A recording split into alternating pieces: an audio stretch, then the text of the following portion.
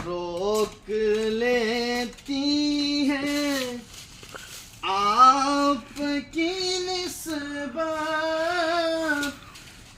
तीर जितने भी हम पे चलते हैं, ये करम है हुजूर का हम पर।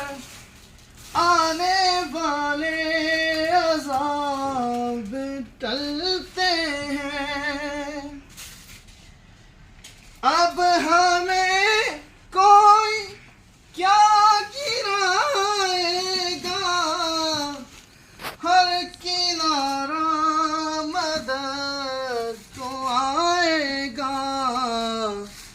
हमने खुद को गिरा लिया है वहाँ, गिरने वाले जहाँ संभलते हैं। मेरी औकात सिर्फ इतनी है, बस यही बात सिर्फ इतनी है।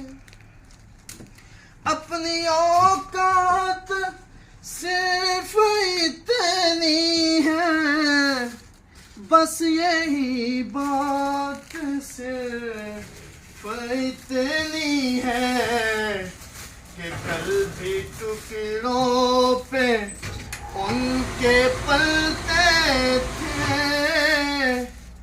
अब भी टुकड़ों पे उनके पलते हैं।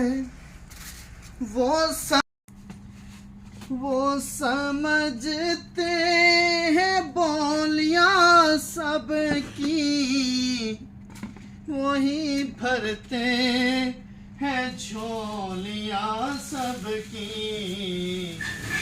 आओ बाजार मुस्तफा को चले,